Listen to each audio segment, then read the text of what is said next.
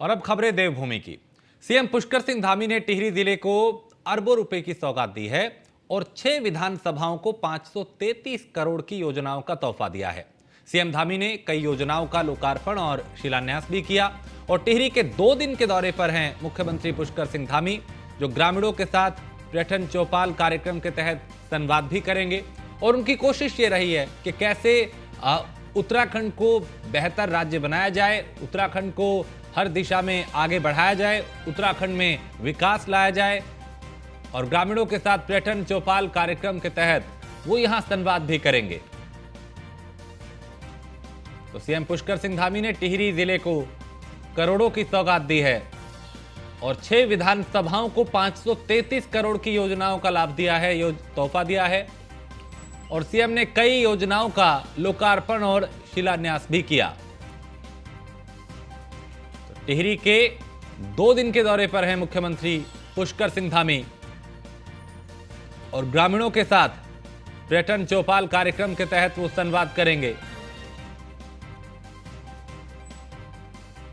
और इससे पहले भी उनकी कोशिश रही है कि उत्तराखंड को कैसे और बेहतर बनाया जाए। शिक्षा की बात हो, स्वास्थ्य की बात हो, रोजगार की बात हो या विकास की बात हो, हर पैमाने पे उनका खरा उतरने की कोशिश रहती है। सुदीप जैन हमारे विशेष संवाददाता इस पे ज्यादा जानकारी के साथ। सुदीप, टिहरी को बड़ी सौगात दी है मुख्यमंत्री पुष्कर सिंह धामी ने, तो उन तक मेरी आवाज नहीं पहुंच पा रही, फिर कोशिश करेंगे संपर्क हो और वो विस्तार से बताएं कि आखिर क्या क्या योजनाएं हैं, किस तरह से लाभ यहां पे लोगों को मिलेगा। और सीएम पुष्कर सिंह धामी ने टिहरी जिले को करोड़ों की सौगात दी है, 6 विधानसभाओं को 533 करोड़ की योजनाओं का तोहफा दिया है।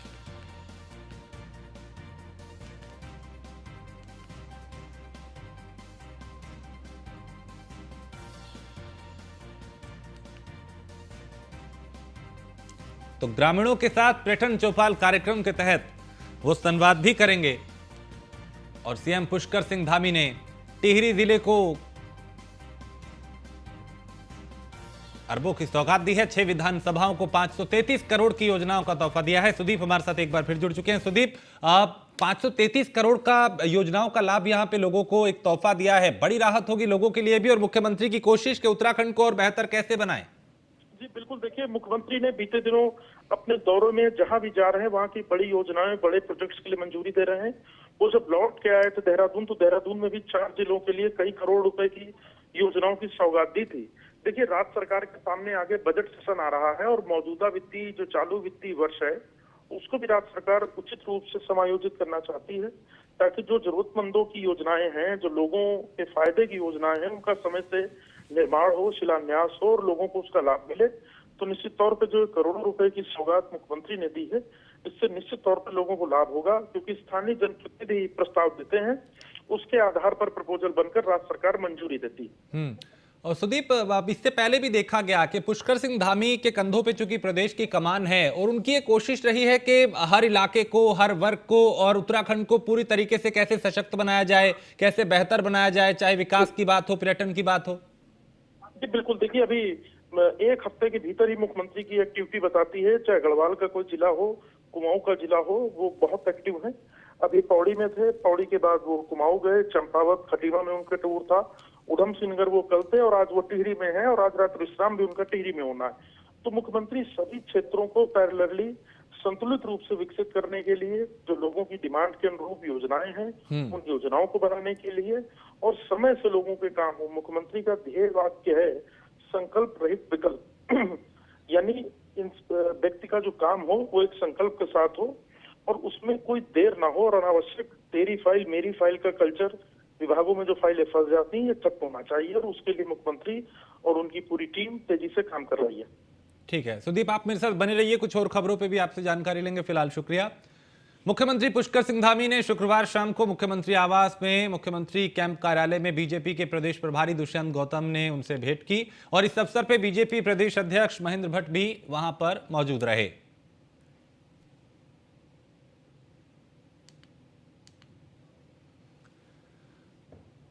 और उत्तराखंड में दायित्व का इंतजार कर रहे बीजेपी के कार्यकर्ताओं नेताओं की मुराद होली से पहले पूरी हो सकती है और पहली सूची होली के पहले आने की पूरी उम्मीद है। शुक्रवार को मुख्यमंत्री पुष्कर सिंह धामी, प्रदेश अध्यक्ष महेंद्र भट्ट और प्रदेश प्रभारी दुष्यंत गौतम के मध्य दायित्व को लेकर चर्चा हुई, बैठक हुई और उसके बाद सूची केंद्रीय नेतृत्व को भेज दी गई है।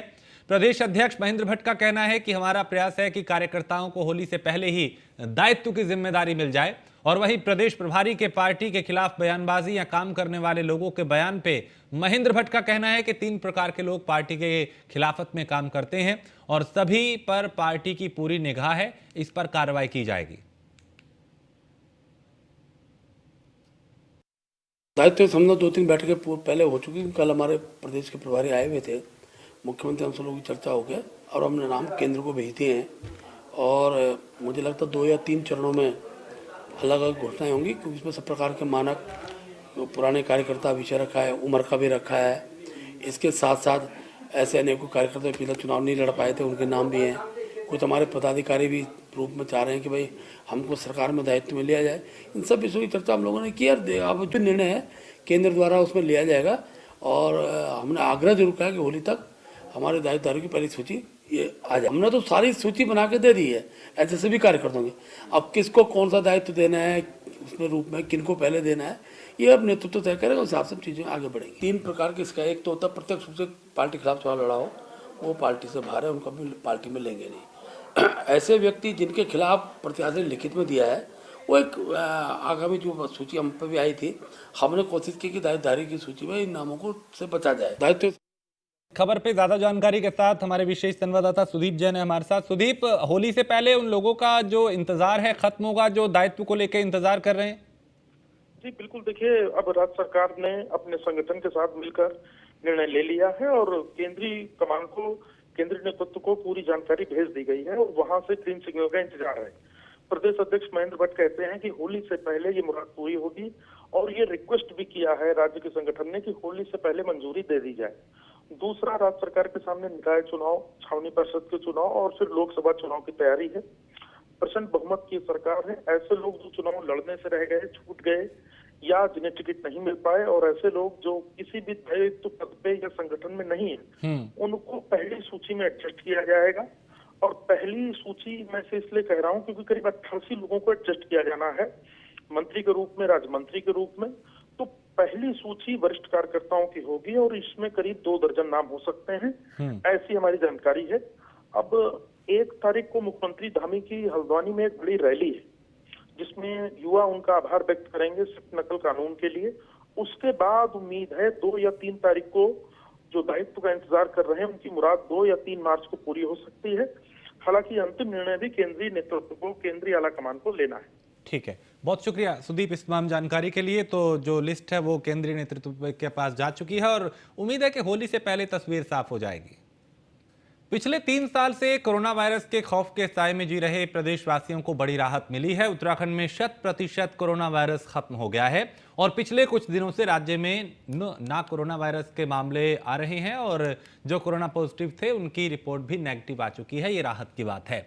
ऐसे में राज्य में कोरोना पूरी तरह से खत्म हो गया है। इसके लिए स्वास्थ्य मंत्री धन सिंह रावत ने प्रधानमंत्री मोदी और मुख्यमंत्री पुष्कर सिंह धामी का आभार व्यक्त किया और कहा कि प्रधानमंत्री के मार्गदर्शन में राज्यवासियों को वैक्सीन की पहली डोज 100% लगी और दूसरी डोज भी 100% लोगों को लगाई गई है, जबकि प्रिकॉशन डोज 30% से ज्यादा लोगों को लगाई गई है, जिसके चलते ये परिणाम आया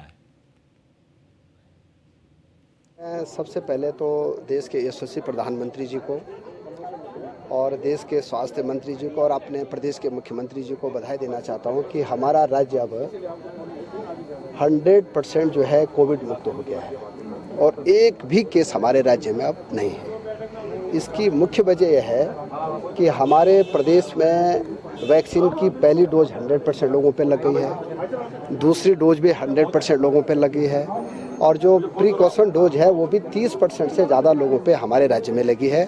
और मैं ये कह सकता हूँ कि कोविड मैनेजमेंट में जितना काम देश के प्रधानमंत्री जी ने किया है, हमारे मुख्यमंत्री जी ने किया है, हमारी सरकार ने किया है, अन्य देशों को और राज्यों को भी इसकी जो है वो सीख लेनी चाहिए।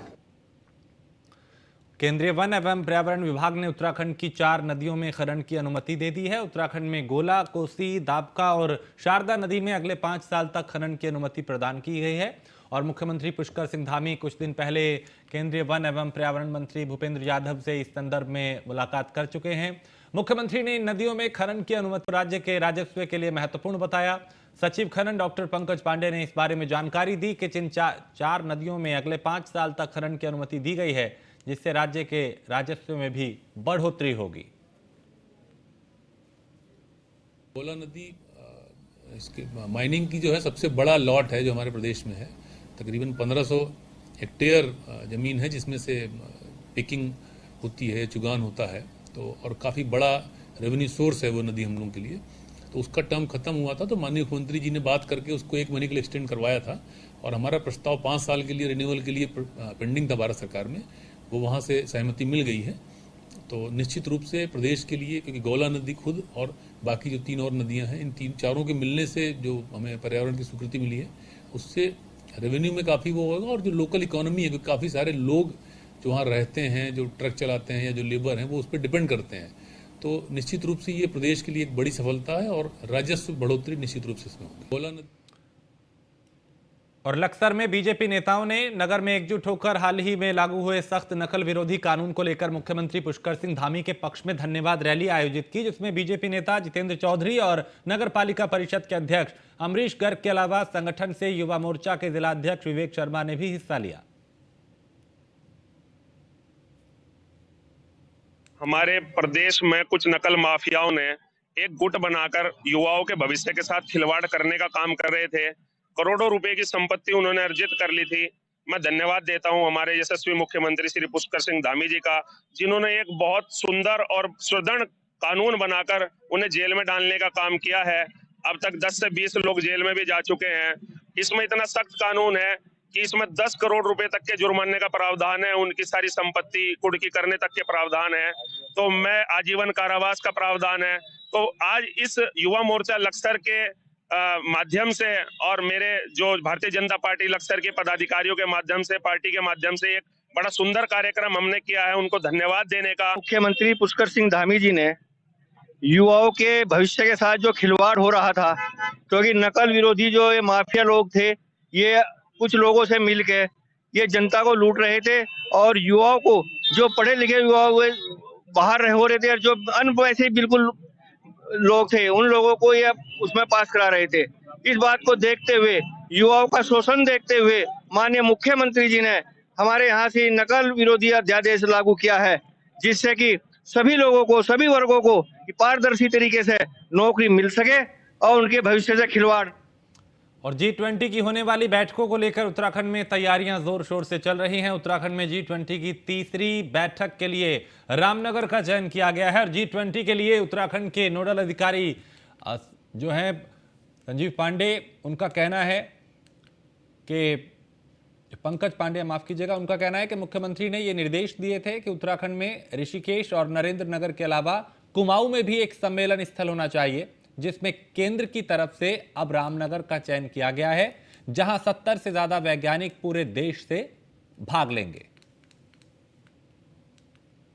G20 के 2 महत्वपूर्ण बैठकें यहाँ प्रस्तावित थीं उत्तराखंड में। दोनों हम लोग नरेंद्र नगर में प्रस्तावित कर रहे थे। तो माननीय मुख्यमंत्री जी के निर्देश थे कि कुमाऊं में भी एक कार्यक्रम का आयोजन किया जाए, क्योंकि पूरी दुनिया से लोग उसमें आ रहे हैं। 20 कंट्रीज़ हैं, जो बड़े कंट्रीज हैं उनके लोग आएंगे और तमाम ऑर्गेनाइजेशन के लोग आते हैं। तो हमारे प्रदेश के दोनों तरफ अगर वो लोग आते हैं तो निश्चित रूप से प्रदेश को फ़ायदा होगा। तो उनके ही प्रयासों के क्रम में ये निर्धारण किया गया भारत सरकार के द्वारा कि एक चीफ साइंस एडवाइजर्स जो इन कंट्रीज़ के हैं, उनका एक राउंड टेबल डिस्कशन और एक मीटिंग जो है रामनगर में प्रस्तावित की गई है।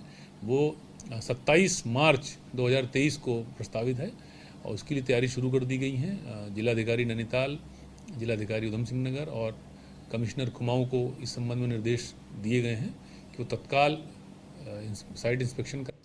पौड़ी की बेटी अंकिता भंडारी और साल 2012 के चर्चित छावला गैंगरेप की शिकार हुई मृतका किरण नेगी को इंसाफ दिलाने के लिए दिल्ली से निकाली गई न्याय यात्रा पौड़ी पहुंची। इस यात्रा में किरण नेगी के पिता और अंकिता भंडारी की मां भी शामिल हुई। न्याय यात्रा मातृभूमि सेवा पार्टी निकाल रही है, जो दोनों बेटियों को इंसाफ दिलाने के लिए दिल्ली से अल्मोड़ा तक न्याय के देवता गोलू देवता के दर तक जाएगी। आप सभी जानते हैं कि जो छावला कांड हुआ था उसमें सुप्रीम कोर्ट का वर्डिक्ट आया जो बिल्कुल न्याय के विपरीत था, और हम उसी न्यायालय से गुहार कर रहे हैं कि इस वर्डिक्ट पर रिव्यू दोबारा से किया जाए और जो न्याय है वो दिया जाए। और इसी की अर्जी हम गोलजू महाराज जी के यहाँ लगा रहे हैं कि उन लोगों को सद्बुद्धि दे ताकि वो न्याय को जाने और न्याय दे। सुप्रीम कोर्ट से अभी हमें जो है राहत नहीं मिली, क्योंकि जब तक हमें पिटीशन तो डाल रखी हमने, अब जब तक ये दरिंदे दो बाहर घूम रहे हैं,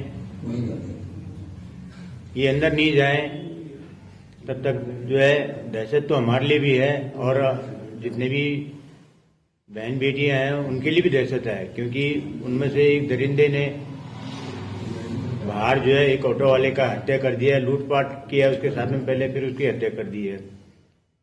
वो तो अंदर चला गया, लेकिन दो अभी बाहर हैं सुप्रीम कोर्ट से। अभी तक तो नार्को टेस्ट भी नहीं हुआ। मैं चाहती हूँ कि जल्दी से जल्दी इनका नार्को टेस्ट हो तीनों का, और जो VIP है इनको भी इन्होंने छुपा दिया है, इस पे भी जल्दी से जल्दी कार्रवाई हो। केस भी मतलब यहाँ पौड़ी ट्रांसफ़र हो, क्योंकि हमारी ऐसी स्थिति नहीं है कि हम कोर्ट जा सके। हम आर्थिक स्थिति और मेरे पति भी बीमार हैं और हमें उन। और छत्तीसगढ़ के नवा रायपुर में कांग्रेस के 85वें राष्ट्रीय महाधिवेशन के दूसरे दिन की शुरुआत CPP चेयरपर्सन सोनिया गांधी और कांग्रेस अध्यक्ष मल्लिकार्जुन खड़गे ने ध्वजारोहण करके की। इस दौरान राहुल गांधी, CM भूपेश बघेल समेत कई नेता मौजूद रहे। 3 दिन तक चलने वाले अधिवेशन में मल्लिकार्जुन खड़गे के बाद अब सोनिया गांधी अधिवेशन को संबोधित कर रही हैं।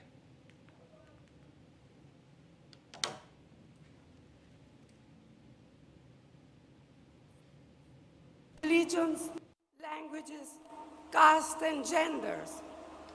We work to uphold the dignity and fulfill the dreams of each and every Indian. So the path ahead is not easy, but my experience as well as the rich history of the Congress tells me that victory will be ours. To achieve it under Khargeji's leadership, we must tackle the regime with boldness and vigor and stand side by side with the people it attacks. We must reach out to people and convey our message with clarity and cohesion. We must work with discipline and timelessness to respond quickly in this fast-paced age. Above all, we must be ready to put aside our personal expectation, make sacrifices, and work with unity and a sense of common purpose. Today, let us all remind ourselves of the battles our party has won in the past and prepare ourselves for the battle to come. Let us remember that victory for the party is तो सोनिया गांधी यहां कांग्रेस कार्यकर्ताओं का, पदाधिकारियों का, नेताओं का उत्साह बढ़ाती हुई उन्होंने कहा कि खड़गे जी के नेतृत्व में कांग्रेस आगे बढ़ेगी और 24 को लेकर ही अब मंथन किया जा रहा है। 24 में लोकसभा चुनाव है, उससे पहले कांग्रेस एक तरीके से फिर से एक्टिव दिखाई दे रही है। छोटे से ब्रेक के लिए रुकेंगे, ब्रेक के उस पार कुछ और खबरें।